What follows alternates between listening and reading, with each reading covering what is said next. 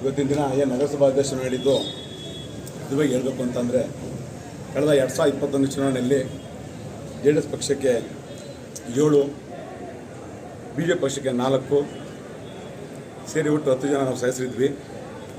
MP MLA ಸೇರಿ MLC ಸೇರಿ ನಾವು ಟೋಟಲ್ಲು 19 ಜನ, MP MLA MLC ಸೇರಿ 13 ಜನ, ಇಂಡಿಪೆಂಡೆಂಟ್ 6 ಜನ, 19 ಜನ ಸೇರಿ ನಾವು ಉಮೇದುವಾರಕ್ಕೆ ಆಗಬೇಕು ಅಂತೇಳಿ ನಾವು ಚರ್ಚೆ ನಡೆದು ಒಂದು ಕಡೆ ಸೇರಿದ ಪಕ್ಷದಲ್ಲಿ ಇವರು ಸನ್ಮಾನ್ಯ ಶಾಸಕರು ಅಭ್ಯರ್ಥಿಗಳನ್ನ ಇಟ್ಕೊಂಡು ಅಧ್ಯಕ್ಷ ಮಾಡಿ ಸಂತೋಷ ಆಗ್ತಿದ್ರು. ನಮಗೆ ನಮ್ಮ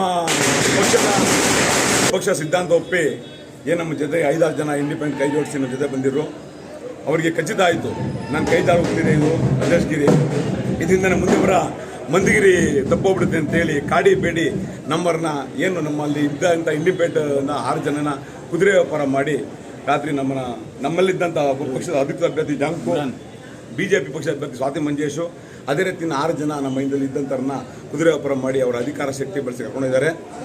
ನಮ್ಮದು ಏನು ಒಂದು ಸಣ್ಣ ಜನಾಂಗನೇ, ಕುಂಚಿಡಿ ಜನಾಂಗ ಅಂತೇಳಿ ನಾವು PCMನಾಗ ಆಗಿ ಬರಲ್ಲ, SCನ ಆಗಿ ಬರಲ್ಲ, STನ ಆಗಿ ಬರಲ್ಲ, ಜನರಲ್ದಲ್ಲಿ ಪ್ರಯತ್ನ ಮಾಡುವುದಿತ್ತು. ನಾವು ಮತದಾರರು ಕನಿಷ್ಠ ನಮ್ಮ ತಾಲೂಕಲ್ಲಿ ಒಂದು 70,000 ಜನ ಸಂಖ್ಯೆ ಇದ್ದೀವಿ. ಇದು ನಮ್ಮ ಜನ ಕೊಟ್ಟಂಥ ಬಹುಮತ ಸಾಹೇಬರು. ಇದಕ್ಕೆ ನಾವು ಉತ್ತರ ಜಿಲ್ಲಾ ಪಂಚಾಯತ್ ZPನಾಗೆ ನಾವು ಕೊಡ್ತೀವಿ. ಈ ಉತ್ತರ ಇದು ನಮ್ಮ ವೈಯಕ್ತಿಕ ರಾಮಗಾಯದಲ್ಲಿ ಅಲ್ಲ, ಸಾಮಾನ್ಯವ್ರಿಗೆ ಸೇರಿದಂಥ ಒಬ್ಬ ಅಭ್ಯರ್ಥಿನ ಅವ್ರ ಪಕ್ಷದ 20 ಜನ ಗೆದ್ದಿಸ್ಕೊಂಡು ಓಟಾಗ ನಮ್ಮ ಚಿಂತೆ ಇರ್ತಿಲ್ಲ, ನಮ್ಮನ್ನ ಹೈಜಾಕ್ ಮಾಡಿದ್ದಾರೆ. ಇದನ್ನ ಬಹುಮಾನ ಅವ್ರಿಗೆ ಕೊಡ್ತೀವಿ ಜಿಲ್ಲಾ ಪಂಚಾಯತ್ ZPಗೆ. ನಮ್ಮ ಕುಂಚಿಡೆ ಜನ ಕೊಟ್ಟಂಥ ಬಹುಮಾನ ಅಂತೇಳಿ ನಾನು ಮಾತು ಮುಗಿಸ್ತೀನಿ. ನಮಸ್ಕಾರ. ಆದ್ರೂ ಸಾಮಾನ್ಯ ಜನಾಂಗಕ್ಕೆ ಯಾಕೆ ಅನುಕೂಲ ಆಗಲಿಲ್ಲ ಅಂತ?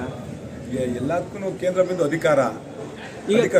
ಕುಂಚಿಟಿಗರಿಗೆ ಅನ್ಯಾಯ ಆಗಿದೆ ಅಂತಲ್ಲ, ನಗರಸಭೆ ಅಧಿಕಾರ ಹಿಡಿಯೋದು BCMದಾಗ ಆಗಿ ಬರ್ತಾ, ನಾವು SCದಾಗ ಆಗಿ ಬರ್ತಾ, ಇವರೇ ಮಾಡಿಸ್ಕೊಂಬಂದಿರೋದ ಅಲ್ಲಪ್ಪ, ಹಾಗೆ ಮಾಡಿಸೋರ ಬಿಟ್ಟರೆ ಗೊತ್ತಿಲ್ಲ. ನಾವು SCದಾಗ ಬರ್ತೀನಪ್ಪ. ತಿರ್ಗಾ ನೀವು ಯಾವ ಒಂದು ಕೆಟಗರಿನಲ್ಲಿ ನಿಲ್ಲಕ್ಕೆ ಆಗಕ್ಕೆ ಸಾಧ್ಯ ಇದೆ? ಯಾವ ಜನರಲ್ ಬಿಟ್ಟಿನ ಬೇರೆ ಅವಕಾಶ ಇಲ್ಲೇ ಇಲ್ಲ. ಇದ್ದಂತ ಒಂದು ಅವಕಾಶನೂ ತಪ್ಪಿಸಿದ್ದಾರೆ ಅಷ್ಟೇ.